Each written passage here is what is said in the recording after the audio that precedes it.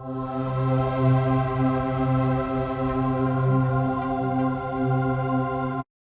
guys, welcome back to the channel. In today's video, we're going to be talking about some quick tips to go ahead and start paying down and getting out of debt quicker.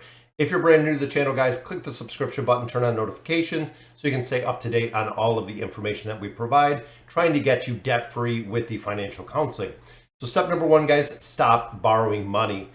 I know this is a really hard one. This is honestly one of the ones that most people do struggle with. But if you stop accumulating new debt, it does make it incredibly easy to start paying off old debt. Now, what does that mean exactly? We looked at our needs, we looked at our wants, we also looked at the savings incentive, also looked at the 50-30-20 plan, really taking a look at those wants categories, eliminating some of those, even if it is just temporarily, let's say a couple weeks, maybe even a couple months. It will give you a lot of additional funds to go ahead and put towards those debt, allowing the debt payments to possibly become a little bit smaller and make it more manageable. And then you can go back to refiguring the budget, going back to exactly what you need to do.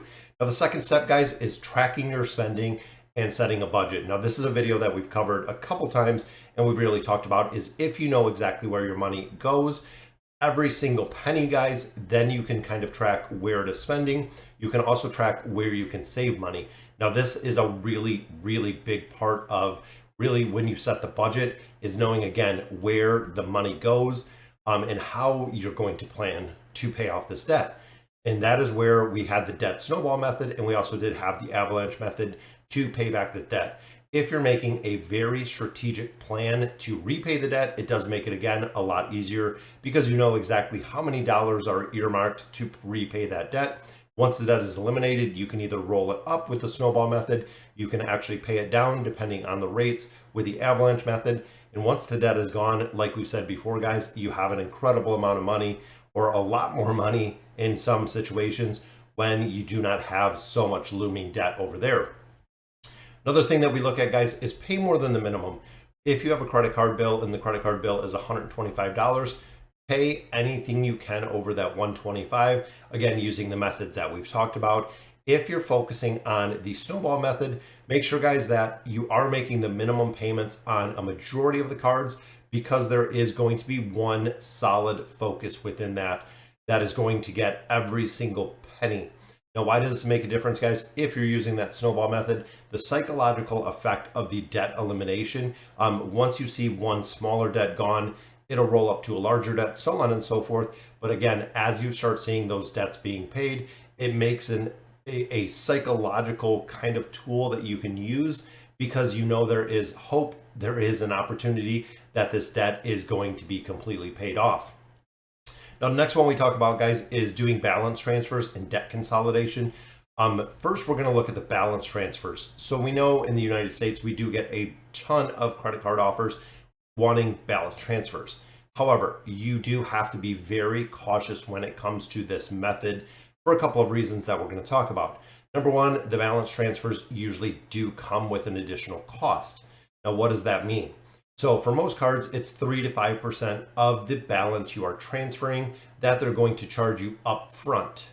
They might give you 12 months, they might give you 18 months of interest free, so you won't pay interest during that time. But what happens with a lot of people is they will do a balance transfer once, they'll do a balance transfer twice, they'll do it 3 times, 4 times, 5 times. Well, at that point, if you've done balance transfers 3, 4, and 5 times, you've paid 3 to 5% on every single balance transfer that you've done. Yes, you are saving a little bit, possibly, and I kind of caution you, possibly with the balance transfer, not paying the debt portion or the interest portion of the debt that you are moving. But ultimately, we want to pay it down. We don't want to continue to go ahead and just transfer the balance from card to card to card, again, paying an exorbitant amount of fees with the balance transfers. Now, the other part of that, guys, is the debt consolidation. Now, this, again, is you have to be careful with the debt consolidation method. And the reason for this, guys, is a lot of people who consolidate the debt don't have the budget, don't have a spending plan. So essentially what happens if you have $10,000 in credit card debt, you do move it as a debt consolidation to, let's say, a fixed rate, fixed term loan. When you move it over, people continue using the credit cards. So now not only do you have a larger loan that you're paying down to eliminate your debt, but you're utilizing the credit cards to effectively just kind of double dip and accumulate balances back on these cards, which is the reason you did the debt consolidation in the first place. So for a majority, again, of people, it might be 3 to 5 years. They'll be right back doing another debt consolidation loan. And it all starts with, because they're not budgeting properly.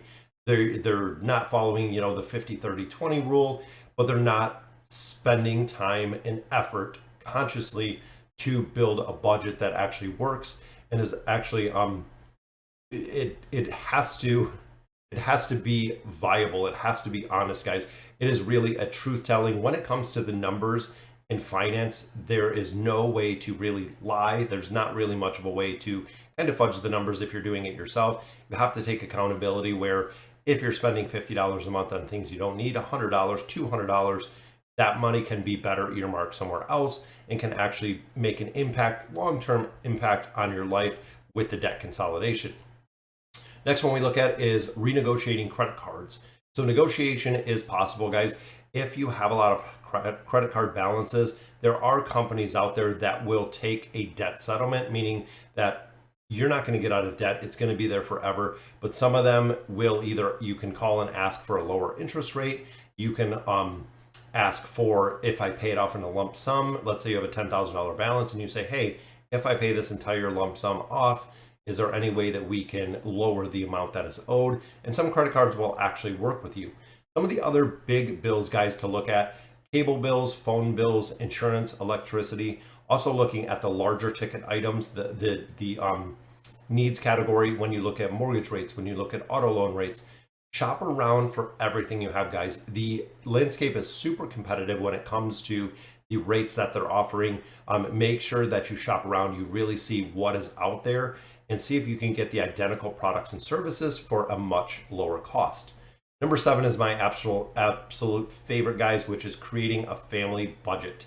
So if the parents start budgeting, they need to include the entire family, including the children, regardless of age, just for the simple fact that they will get used to seeing you do it. And most of the kids, it's kind of like again, a psychology, a mirroring psychology. If they see you budgeting, when they get to a point of their life where they need to budget, they know exactly how to do it because they've seen you do it. They mirror what you were doing. Creating the personal finance skills for a younger generation is absolutely a necessity, guys. Creating the budget, staying out of debt, paying off debt, staying out of debt is really the big thing, guys. But with this, it is not a cold, hard one and done. Now, the budget is a living, breathing tool that is going to be adjusted even month to month, possibly even more than that, depending on where the budget goes. If you have some unexpected expenses, there is a way, that you can work into the budget. You might have to alter your wants. You might have to change some of the value of the needs that are in there.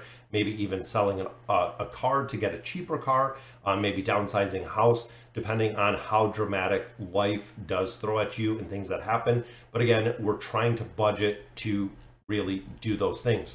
Last one, guys, don't give up. Honestly, do not give up on this. If you put the fundamentals in place, it does take long. It is a complete change in kind of the thought methodology. Budgeting does work. I have seen it work firsthand with a ton of different people. Really setting aside, again, if you want to do things kind of out of the ordinary, it might be setting aside some of the extra money from those want categories and putting them into the investment and saving categories, because it is earmarked for a trip to Italy, it's earmarked for a trip to Disneyland. Regardless of what it is, the purchases that are coming in your life.